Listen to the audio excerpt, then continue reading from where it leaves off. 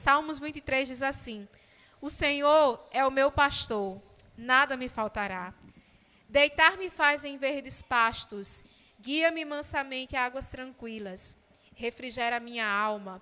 Guia-me pelas veredas da justiça por amor do seu nome. Ainda que eu andasse pelo vale da sombra da morte, eu não temeria mal algum, porque tu estás comigo. A tua vara e o teu cajado me consolam. Preparas uma mesa perante mim, na presença dos meus inimigos. Unges a minha cabeça com óleo, o meu cálice transborda. Certamente que a bondade e a misericórdia me seguirão todos os dias da minha vida, e habitarei na casa do Senhor por longos dias. Amém? Essa palavra, né, que tem como inspirador Davi, e eu gosto muito de falar de Davi, porque de tantos exemplos na Bíblia, talvez Davi seja um dos que mais se aproximam da nossa humanidade, das nossas relações humanas, porque nós sabemos toda a trajetória de Davi. Davi foi alguém que soube o que era rejeição. Davi foi alguém que soube o que era ser excluído. Davi ser excluído e ser rejeitado por alguém que você espera amor, né? Por alguém que você espera ações verdadeiras. Davi foi alguém que teve dificuldades de organizar a sua vida. Davi foi alguém que teve dificuldades de ser um bom pai, de organizar a sua família. Davi foi alguém que, mesmo diante de tantas falhas, né, ele continuava levando e encarando as misericórdias e o amor de Deus como prioridade em sua vida. Davi é alguém que se aproxima muito de nós, do que nós vivemos cotidianamente, do que nós vivemos humanamente. Muitas vezes nós temos encontrado, principalmente nesses últimos dias, muitas lives, né, principalmente no Instagram, no YouTube, e muitas das lives, assim como outros momentos em mídias sociais, elas transmitem o que, na maioria das vezes, as igrejas estão fazendo, apresentando uma vida sem problemas, uma vida sem dificuldades, apresentando um cristão isento do que esse mundo pode causar em nossas vidas. E a palavra de Deus, ela é muito verdadeira e muito clara, quando Jesus, o próprio Cristo, diz que nós teríamos aflições, ou seja, haveria dias difíceis. Hoje mesmo, Gustavo trouxe uma palavra sobre Eclesiastes, que diz isso também. Haverá dias de choro, mas haverá também dias de alegria. E essa faz parte da nossa relação enquanto humanos, porque nós sabemos que um dia pecamos e nos distanciamos de Cristo, como está lá em Romanos. E por essa razão, nós temos que viver dias que nem sempre serão bons, mas a alegria de tudo isso, a força que vem do Senhor é que nos faz lembrar de suas promessas. É por isso que Cristo e Deus fez tantas promessas para cada um de nós, porque Ele saberia que nós também precisaríamos de momentos alegres e de momentos felizes. E aí eu gosto muito do Davi, porque ele mostra essa fragilidade humana, de quão frágeis nós somos. E em cada salmo que Davi vai escrevendo, ele vai relatando um momento que vem de dentro para fora. Não é superficial, não é poesia por acaso. É poesia realmente que vem de dentro do coração, que sai das veias de Davi, que sai dos entrelaçados do seu corpo para as narinas de Deus. Isso é um exemplo que Davi nos dá. No Salmo 23, Davi nos lembra que o Senhor é o nosso pastor, no versículo 1, e nada nos faltará. Ou seja, Davi está aqui lembrando de que ter a Deus como Salvador é ter Deus diante de todos os cuidados em nossas vidas. Então, Deus, Ele cuida de nós. Deus, Ele cuida de cada detalhe. Em outro texto bíblico, nós vamos ver Jesus dizendo que se o próprio Pai, se o próprio Deus se preocupa com o que os passarinhos irão vestir, com o que os lírios irão vestir, por que razão Deus não se preocuparia com os seus problemas? E muitas vezes nós nos esquecemos disso, não é verdade? Muitas vezes as aflições, as nossas dificuldades são tão grandes que nós nos esquecemos de que Deus, Ele é o nosso pastor, ou seja, Ele cuida. E Ele cuida de tudo.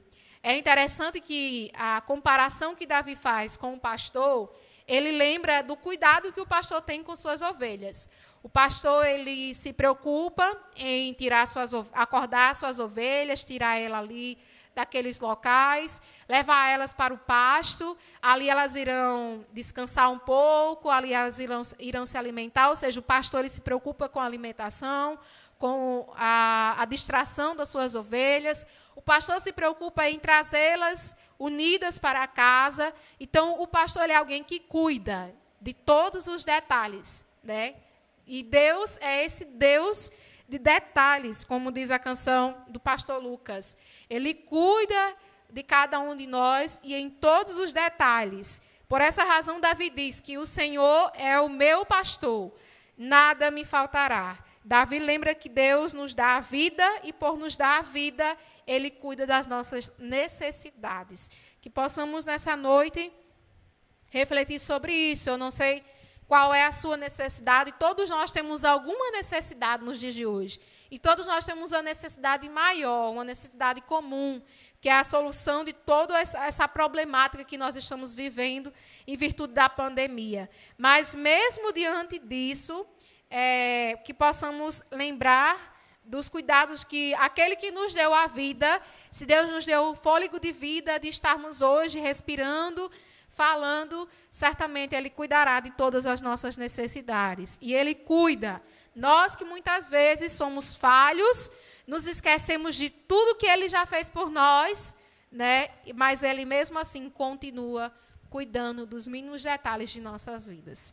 No versículo 2, Davi diz: deitar-me faz em verdes pastos, guia-me mansamente a águas tranquilas. Deus nos tranquiliza, Deus nos acalma, Deus nos fortalece em meio às adversidades. Davi, quando ele escreveu esse salmo, ele lembra que ele passou por momentos em que ele não estava tranquilo, que ele passou por momentos em que ele não estava manso, que ele passou por momentos em que ele estava fora de si.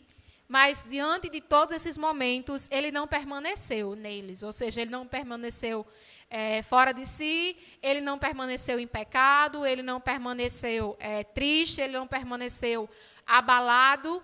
Mas, em um momento, Davi sentiu que Deus levou ele para lugares onde as águas eram tranquilas, para descanso, onde tudo era calmo, era manso, onde havia pastos verdes, ou seja, lugares bonitos para se viver e para descansar.